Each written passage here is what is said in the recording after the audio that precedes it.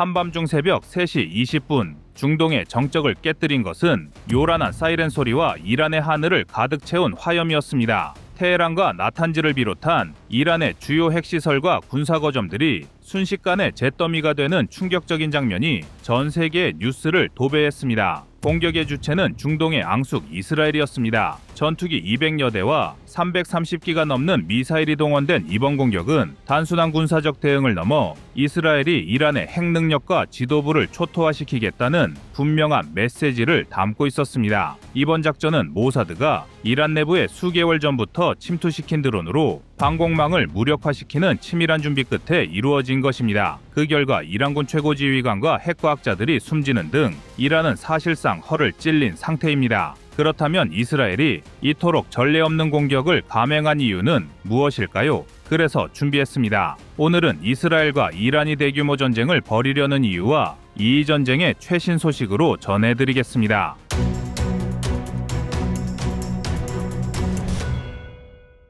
이스라엘과 이란의 충돌에서 가장 치열한 전장은 사실상 정보전입니다. 이스라엘의 모사드는 중동에서 가장 효율적인 정보기관으로 평가받으며 이란의 핵시설 및 군부 지도부에 대한 지속적인 정보 수집을 성공적으로 수행하고 있습니다. 특히 모사드는 이번 공격 수개월 전부터 이란 핵심 시설의 보안 시스템을 정밀하게 분석해왔으며 내부 협력자를 포섭해 결정적 순간에 방어 시스템을 무력화하는 데 성공했습니다. 반면 이란의 정보기관은 이스라엘의 이러한 활동을 완벽히 차단하지 못했습니다. 이는 이란 내부의 권력투쟁과 정보기관 간의 비효율적인 협력체계가 주요 원인입니다. 이란은 최근 몇 년 동안 지속적으로 이스라엘의 침투를 허용했고 핵과학자와 고위군 관계자들이 여러 차례 암살되는 사태를 막지 못한 것도 정보전에서 열세임을 보여줍니다. 이스라엘의 이번 공격은 표면적으로는 이란의 핵개발 억제라는 명분이 뚜렷합니다. 이란은 이미 우라늄 농축 농도를 60% 이상으로 높이며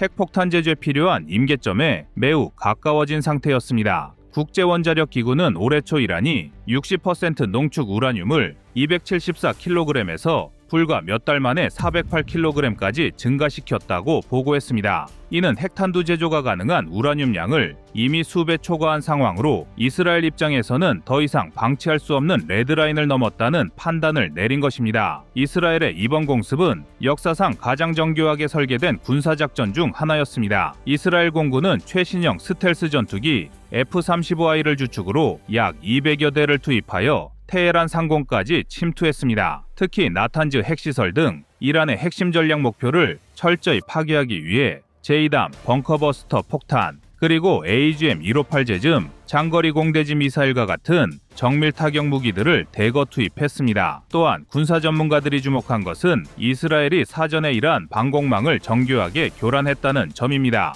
작전 수개월 전부터 이란 내부에 잠입시킨 초소형 드론이 이란 방공 시스템의 레이더 및 지휘 통제 네트워크를 혼란에 빠뜨렸으며 사이버 공격을 통해 통신 체계마저 마비시켰습니다. 특히 앞에서 언급한 것처럼 모사드는 이란군 내부자들을 포섭하거나 첩보를 이용해 실시간 정보를 확보하여 작전 성공률을 극대화했습니다. 이스라엘이 이번 작전에서 보여준 치밀한 군사적 준비와 첨단 기술의 결합은 단순히 군사적 타격을 넘어 전략적 우위를 과시하고 향후 중동에서 이스라엘에 대적할 세력에 대한 명확한 경고가 됐습니다. 이스라엘의 공격 직후 이란도 즉시 대응 공격을 개시했습니다. 이란 혁명수비대는 보유한 최첨단 중거리 미사일 샤하브3 및 파테 110 계열의 미사일을 텔아비브를 포함한 이스라엘 핵심 지역으로 발사했습니다. 드론 공격 역시 병행됐지만 이스라엘의 방공 시스템 아이언돔과 최신 방어망인 다비드 슬링의 가동으로 실제 피해는 제한적이었습니다. 이란의 군사적 대응은 규모는 컸지만 효과적으로 상대를 압도하지 못했습니다. 이는 이란군의 기술적 한계와 정보전의 취약점을 명백히 드러낸 사례로 평가됩니다. 또한 미국과 이스라엘이 수년 동안 이란의 핵심 전략 시설에 대한 해킹과 사보타지를 지속적으로 수행해왔기 때문에 이란의 대응 능력이 이미 제한돼 있던 상태였습니다. 결국 이란은 군사적 대응을 통해 내부 결속과 국제사회의 저항 의지를 과시했으나 군사력 차이로 인한 한계점을 절감한 상황입니다. 그럼 이스라엘의 현재 상황에 대해 알아보겠습니다. 이스라엘 정치에서 안보는 늘 최고의 정치적 카드입니다. 이번 공격은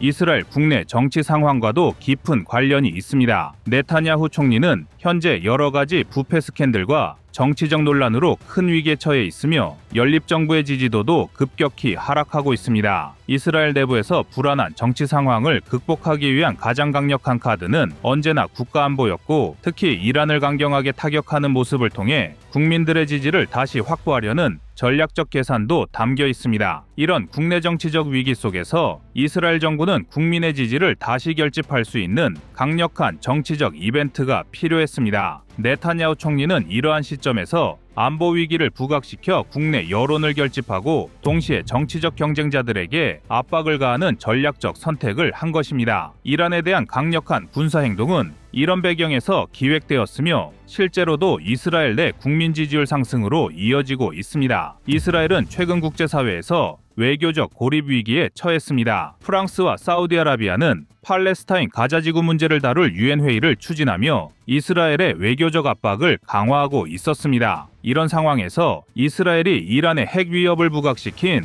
군사적 공격을 감행한 것은 국제사회의 관심을 팔레스타인 문제에서 이란 문제로 전환시키려는 고도의 외교적 전략으로 볼 수 있습니다. 실제로 이스라엘의 이번 공격 직후 국제사회는 즉각적으로 팔레스타인 문제보다는 이란의 핵 개발 위협에 대한 논의로 초점을 전환했고, 이는 외교적 압박으로부터 일시적으로나마 이스라엘을 해방시키는 결과를 가져왔습니다. 반면 미국은 이번 사태에서 공식적으로 개입이나 지원을 부인했지만 트럼프 행정부 이후 지속적으로 이란을 압박해온 미국의 암묵적인 승인 없이는 불가능한 작전입니다. 이는 미국이 중동에서 지속적으로 이스라엘을 전략적 동맹으로 간주하고 있음을 보여주는 사례입니다. 유럽 국가들은 표면적으로는 긴장 완화를 촉구하면서도 이스라엘의 군사행동에 강력한 비판이나 제재를 가하지 않고 있습니다. 이는 유럽 역시 이란의 핵 개발 속도에 우려를 표하고 있으며 중동에서 이스라엘이 가진 전략적 중요성을 무시할 수 없다는 현실 때문입니다. 결국 향후 국제사회는 적극적인 외교적 중재를 시도하면서도 이스라엘이 가진 전략적 입지를 무시하지 않고 일정 수준에서 이를 용인하는 태도를 유지할 가능성이 높습니다. 이스라엘이 이번 기습 공습에서 드러낸 가장 근본적인 전략적 목표는 단순히 핵시설 파괴 이상의 효과를 노린 것입니다. 사실 이스라엘의 궁극적 목표는 이란의 정권 안정성을 흔들고 내부 분열을 촉진하는 데 있습니다. 특히 혁명수비대와 최고 지도부의 핵심 인물을 정밀 타격함으로써 이란 내부의 군사적 지휘 체계를 무너뜨리고 정치적 혼란을 부추기려는 것입니다. 반대로 이란은 그동안 경제 제재와 국제사회 압박 속에서도 버텨오면서 핵 능력을 협상 수단으로 삼아왔습니다. 이란은 미국 및 유럽 국가와의 협상에서 핵 능력을 지렛대로 활용하며 경제적, 정치적 양보를 얻어내는 데 성공했습니다. 그러나 이스라엘의 강력한 군사적 개입으로 협상력이 크게 약화된 상태이기 때문에 이란으로서는 핵 능력을 다시 강화할지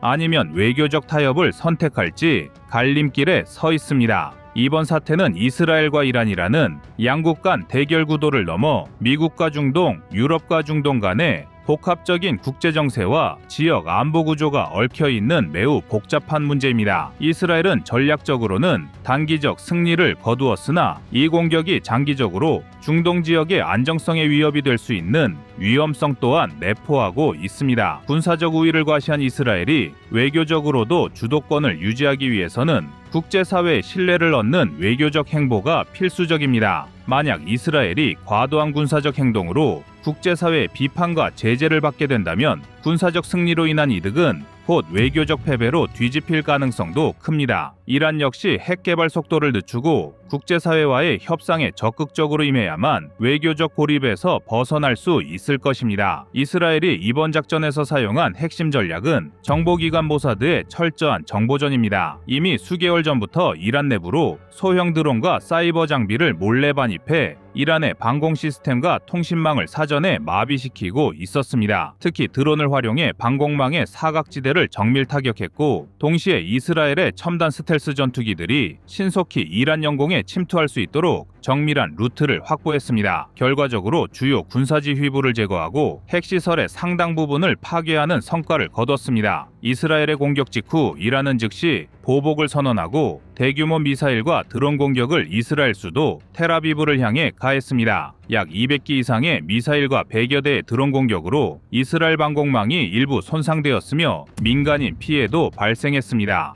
그러나 이스라엘은 아이언돔과 같은 첨단 방어 체계를 최대한 가동하여 피해를 최소화하였습니다. 양국 모두 심각한 피해를 입었지만 전면적인 지상전까지 갈 가능성은 희박합니다. 최근 국제사회는 이스라엘의 팔레스타인 가자지구 정책을 비판하며 프랑스와 사우디아라비아가 중심이 된 유엔 논의를 통해 이스라엘을 외교적으로 압박하는 움직임을 보이고 있었습니다. 이런 상황에서 이스라엘은 외교적 왕따가 되는 위기를 벗어나기 위해 군사적 위기를 부각하여 국제사회가 팔레스타인 문제에서 이란 문제로 관심을 돌리도록 전략적으로 선택한 것입니다. 이스라엘의 작전은 군사적 관점에서 매우 성공적이었습니다. 이란의 전략자산 과 핵능력을 단기간에 상당히 감소시켰고 동시에 이란의 방역 능력까지도 일부 무력화하는 효과를 거뒀습니다. 이는 중동 내에서 이스라엘의 군사적 우위를 더욱 공고히 했으며 지역 내 다른 적대국들에 대한 강력한 경고 메시지가 되었습니다. 그럼 앞으로 이스라엘과 이란은 어떤 모습을 보일까요? 이스라엘의 이번 공격은 단순한 군사행동 이상의 정치적, 외교적 전략을 담고 있습니다. 군사 전문가들에 따르면 이스라엘은 이란의 핵능력 억제와 국내외 정치위기 탈출이라는 두 가지 목표를 달성했습니다. 하지만 이러한 강경한 선제 타격 전략이 장기적으로 중동의 안정에 어떤 영향을 미칠지는 신중한 평가가 필요합니다. 현재로서는 전면전 가능성이 낮지만 지속적인 긴장과 간헐적인 충돌은 피할 수 없을 것으로 보입니다.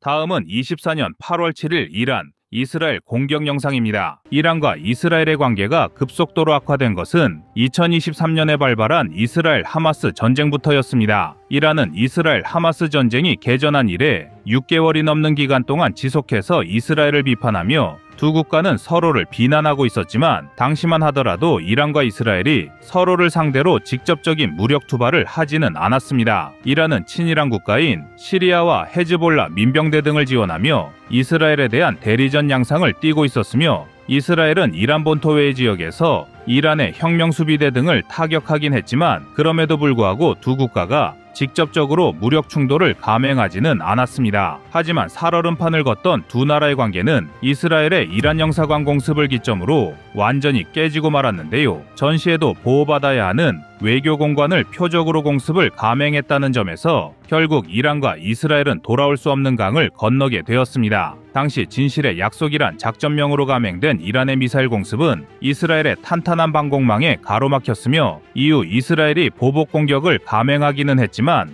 양측 모두 최소한의 선을 유지하며 확전으로 이어지지는 않았습니다. 하지만 하마스의 1인자였던 이스마일 하니예가 이스라엘에게 암살당하면서 상황은 계속해서 악화되고 있습니다. 현재도 이란은 계속해서 무력으로 보복하겠다는 뜻을 드러내고 있으며 이와 더불어 레바논의 민병대이자 이스라엘과 지속적인 대치 관계를 유지 중인 헤즈볼라마저 확전 의지를 표명하였기 때문에 이제 이란과 이스라엘의 대규모 확전은 불가피한 상황처럼 보이기도 하는데요. 이란과 이스라엘은 직접 국경을 맞대고 있지 않기 때문에 두 국가 간의 확전이 발생하면 지상전력 위주의 공방전보다는 지난 4월에 있었던 진실의 약속작전처럼 미사일을 활용한 군사충돌이 발생할 확률이 매우 높습니다. 사실 당시 이란의 미사일 공습을 두고 이란이 수위를 조절했다는 평가가 상당수였습니다. 이란이 본격적인 공습을 앞두고 사전에 미국에게 반격을 알리면서 개입하지 말아줄 것을 요청하거나 민간인이 밀집한 지역을 피해서 공격하는 등 이란의 입장에서는 자국의 대응 의지를 피력하되 국제사회를 전란으로 몰고 가지는 않도록 조절한 것이라는 군 전문가들의 의견이 많았는데요. 하지만 이란과 이스라엘의 대치 상황이 악화되면서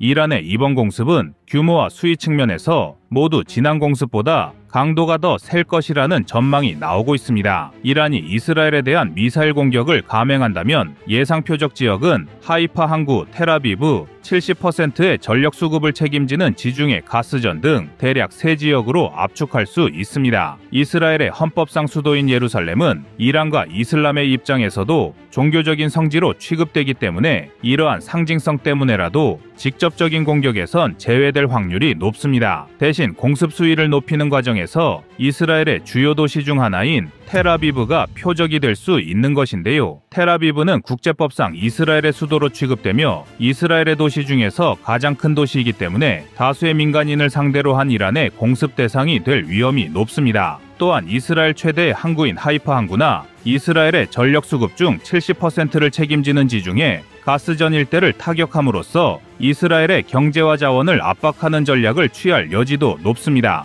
여기에 더해 이스라엘과 군사적 충돌을 벌이고 있는 헤즈볼라의 이란 지원 가능성도 무시할 수 없습니다. 헤즈볼라가 선제적으로 미사일을 발사해 이스라엘의 방공망에 과부하를 일으키면 이란이 후속 공격을 통해 이스라엘을 타격하는 연합작전을 구사할 수 있으며 이스라엘이 자랑하는 아이언돔은 먼 거리에서 날아오는 이란의 탄도미사일을 방어하기는 쉬울 수 있지만 상대적으로 더 가까운 거리에서 날아오는 헤즈볼라의 미사일까지 모두 방어하는 것은 매우 어렵습니다. 그렇기 때문에 헤즈볼라의 미사일이 이스라엘의 방어 체계 중 일부만이라도 흔들 수 있다면 이란의 공습이 더욱 위력을 발휘할 수 있으며 헤즈볼라 이외에도 예멘의 후티 반군 등도 이란을 지원할 확률이 높기 때문에 이란이 대규모 공습을 감행한다면 이스라엘의 주요 도시와 방공망이 피해를 받을 수 있습니다. 두 국가의 확전 위험은 이뿐만이 아닌데요. 이란은 이스라엘의 역습에 대비하기 위해 러시아로부터 첨단 레이더 장비와 방공 장비를 지원받고 있습니다.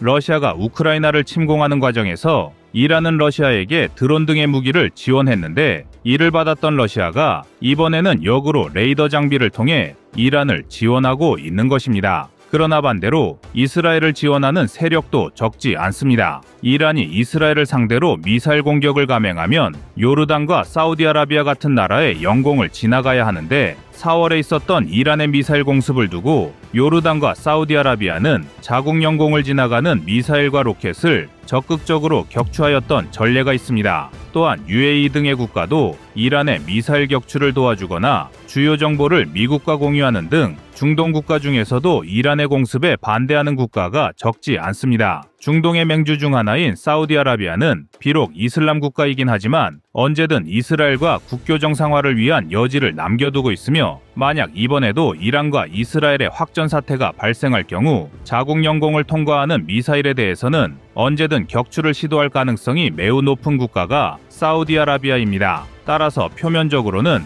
비슷한 이슬람 국가로 보일지라도 이스라엘을 지원하는 중동 국가도 적지 않아 이란의 공습 규모에 따라 중동의 정세가 더욱 혼란에 빠질 위험이 높은 상황입니다. 일각에서는 이란이 이스라엘을 상대로 대규모 공습을 감행하면 사우디아라비아를 비롯한 순위파 국가와 이란을 중심으로 한 시아파 국가들이 대립하는 구도로 확전될 수 있다는 해석도 나오고 있습니다. 그런데 반대로 이스라엘의 입장에서는 오히려 확전으로 이어지는 것이 자국의 이득이 된다고 판단할 수도 있는데요. 보다 정확히 말하면 이스라엘의 현 정부와 집권층은 본격적인 전쟁으로 상황이 악화되는 것을 선호할 수 있습니다. 이스라엘의 네타냐후 총리가 자신의 낮은 지지율을 뒤집기 위해 주변 국가와의 긴장 상황과 확전 위협을 정치적으로 이용할 여지가 다분하기 때문입니다. 국민들의 지지도가 낮은 네타냐후는 자신의 정권을 지탱하는 극우 연립정부의 지지가 중요한 입장입니다. 그리고 이스라엘 연정의 극우 인사들은 이른바 완전한 승리를 주장하면서 이스라엘과 하마스의 전쟁을 계속해서 이어나가기를 주장하고 있습니다. 이로 인해 이스라엘의 국민들이 휴전과 인질 석방 협상을 지지하고 있음에도 불구하고 네타냐후 정권의 입장에서는 권력 유지를 위해 주변 국가와의 긴장 관계를 계속해서 고조시키는 방향을 택하고 있는 것입니다. 현재 120석의 이스라엘 국회 의석 중 네타냐후의 연정은 겨우 64석에 불과하기 때문에 4명의 이탈만으로도 과반수를 내줄 수 있으며 그렇게 되면 네타냐후는 실각의 위험이 높아지는 상황을 맞이하게 됩니다. 결국 이러한 정치적인 이유로 인해 이스라엘은 이란과의 대치뿐만 아니라 헤즈볼라, 하마스 등과 계속해서 군사적 긴장감을 고조시키는 군사 외교적 전략을 취할 여지가 있어 이란과의 대치 상황을 더욱 어렵게 만들고 있는데요. 이란과의 군사적 긴장감이 계속해서 높아지고 있는 지금 이 시각에도 이스라엘은 드론 공습을 통해 헤즈볼라의 지휘관을 사살하면서 군사적으로 물러설 기미가 전혀 보이지 않습니다. 현재까지 사살된 헤즈볼라 지휘관의 계급이나 다른 정보가 공개되지는 않았으나 이러한 행보만 보더라도 이스라엘은 중동 국가와의 분쟁에서 절대로 물러설 생각이 없는 제스처를 계속해서 보여주고 있습니다. 이란이 이스라엘을 상대로 대규모 공습을 감행할 경우 이란을 지원할 수 있는 주요 세력으로 헤즈볼라가 언급되고 있기 때문에 향후 이 공습의 추이도 예의주시해야 할 것으로 전망되는데요. 러시아 우크라이나 전쟁에 이어 중동 지역에서의 대규모 확전은 한국의 경제와 안보에도 많은 악영향을 미칠 수 있기 때문에 신중한 접근이 필요해 보입니다. 이상 꺼리튜브였습니다.